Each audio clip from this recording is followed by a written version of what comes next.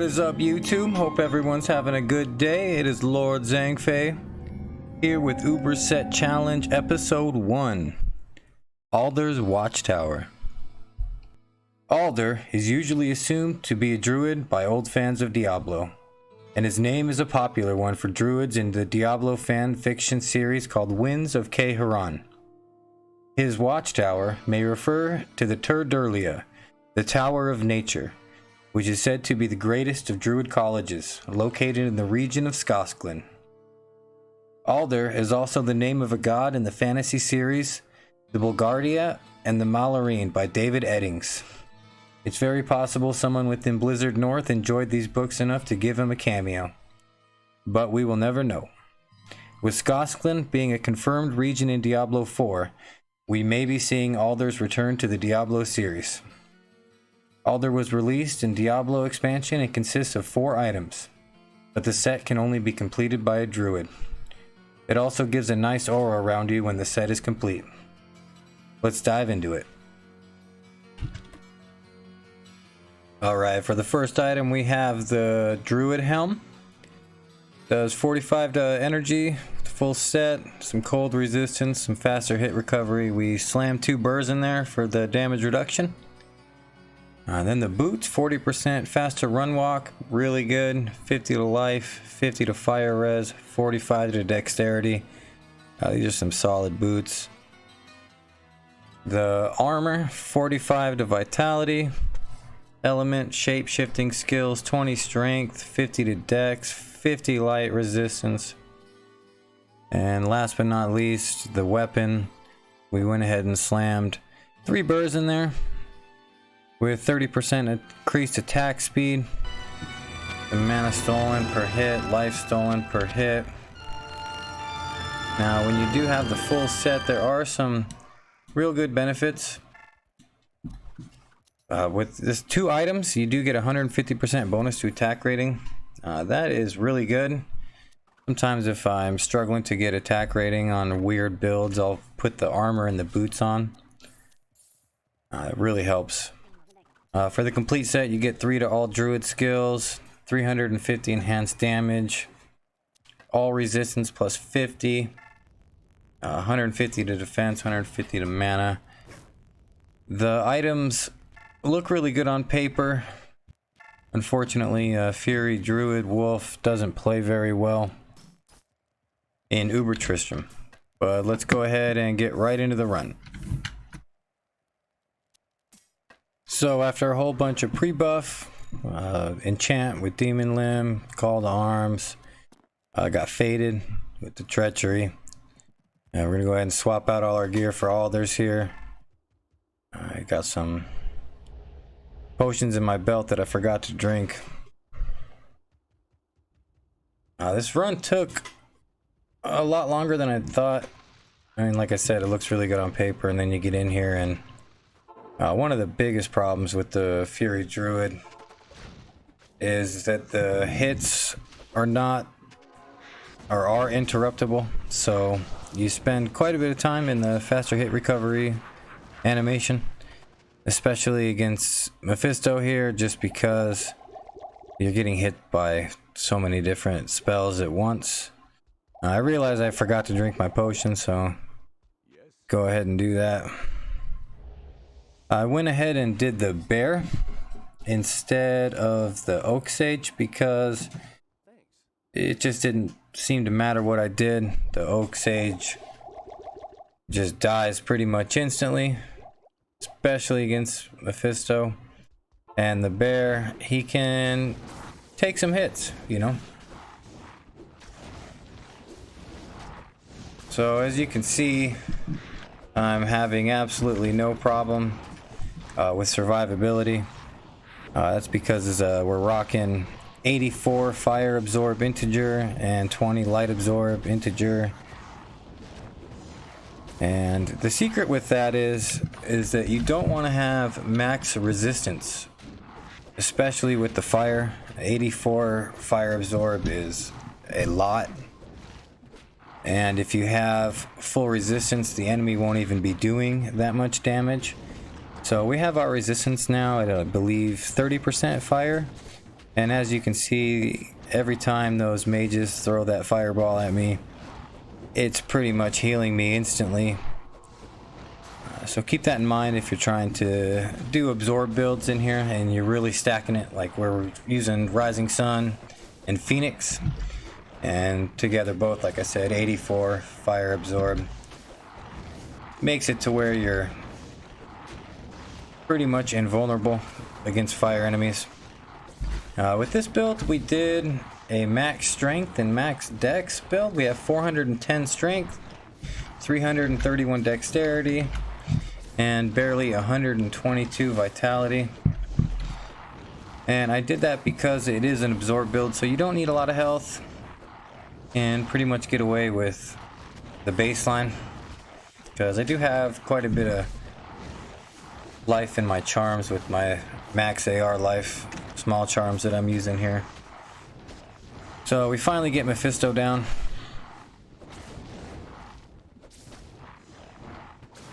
Not too bad. For Mephisto, we used the Thunder Gods and the Drax. I do switch that gear up against the next two bosses for a Steel Rends and an Open Wound Belt. Now the reason for that is this build is very limited on the amount of Crushing Blow you can get, with Aldurs' weapon being the only source of Crushing Blow, excluding the glove. You're really stuck at 60, and I switch it up for the next two bosses because I felt that the 10% Crushing Blow really did make a difference. Other than that though, we're using Steel Rends, a minimum damage ring, and like I said, an Open Wound Belt with some resistance on it.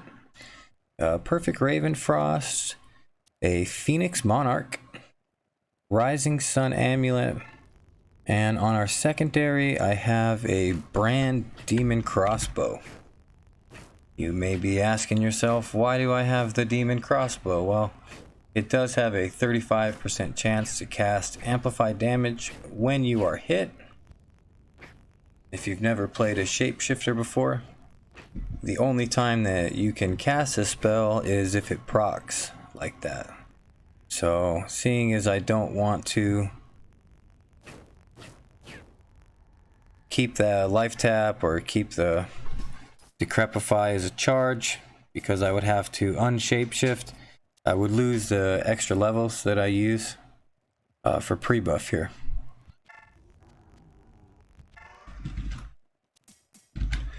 We'll go ahead and get in there eventually. Kind of a lot of messing around here to get as much life and as much benefit as I can. This run wasn't particularly hard. It just does take a while. A Fury Druid really doesn't do that well with all their set. Normally when you have a Fury Druid, you want to use a Rib Cracker.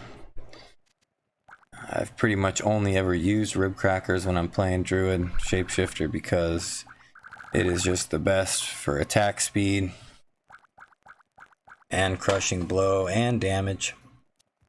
But with Aldurs' weapon, I figured I would throw on a Phoenix to try to get as much as I could. With my current setup, Fury does 1.2 to 4k damage, a staggering 31k attack rating, which is really good because when you do finally get a chance to hit in between the faster hit recovery animation, you want to make sure that it's sticking.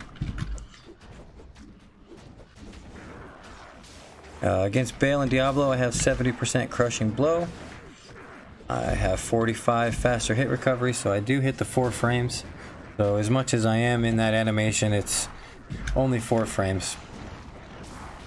The cool thing about Wolf Druid is that you don't have to stack it, increase attack speed really at all.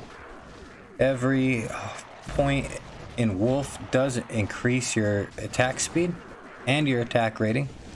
And I am maxed out at 3.12 attacks per second, with adding absolutely nothing to attack speed. That's part of the reason why I chose to do it with a wolf instead of a bear. With a bear, it would have been having to put increased attack speed jewels in everything, And even at that, I don't even think I would have hit the max attack speed, simply because the Jagged Star is not a very good weapon for that. If this set had a better weapon, I would say it could definitely be some endgame material. But unfortunately, the Jagged Star just really isn't that great. Thank goodness it has 3 open sockets, because if not, you would be doing 20% crushing blow if it only had 1. So as you can see here, I'm having absolutely no problem with survivability, and neither is my Merc. Earlier this ladder, I found out that you could really make your Merc shine in Uber Tristam if you gave him a Phoenix Cryptic Axe stacked with a Steel Shade helmet, and combined they have 32 fire absorb. And if you'll notice, he is having absolutely no problem taking hits, distracting those guys from me so that I can work on Baal here. He really helped out this fight, especially against Baal, because those enemies that are immune to physical are extremely annoying with an attack like Fury or Zeal or something that attacks multiple targets at once. It's part of the reason why Smite is so good, is just attacks one guy at a time. You can be surrounded by 100 guys and Smite will still come through with the quickness. Unfortunately, with Fury here, he wants to attack everything. So we got Baal down. Wasn't the worst fight. I think I beat this 3 times with Aldurs, and this was somehow the fastest run.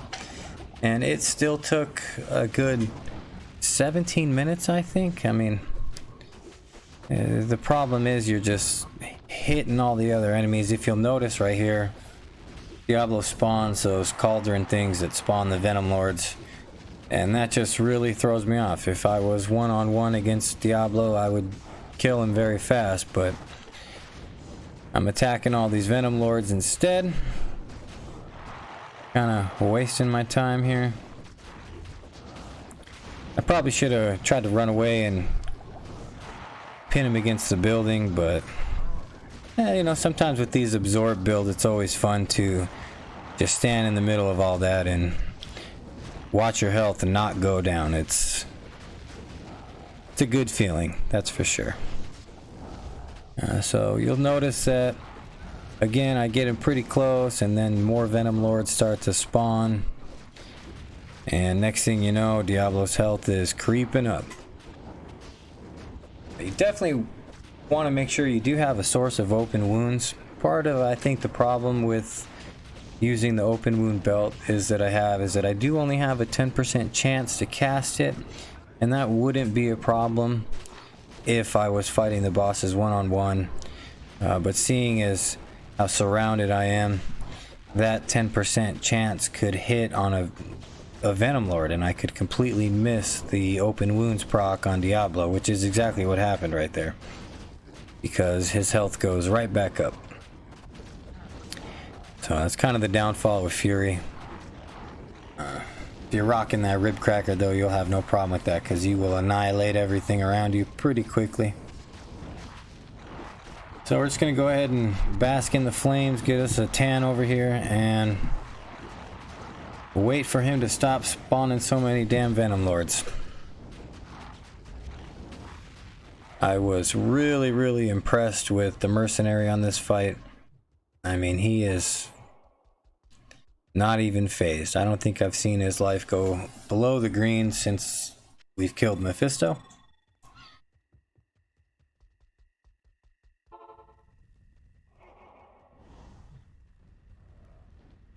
I swapped up the amulets. I was using High Lords, but you know, I swapped it up to Rising Sun, and I'm not too sure how it ended up working out better, because I kill him here shortly. If you'll notice that brand proccing that amplified damage, that is huge for this build.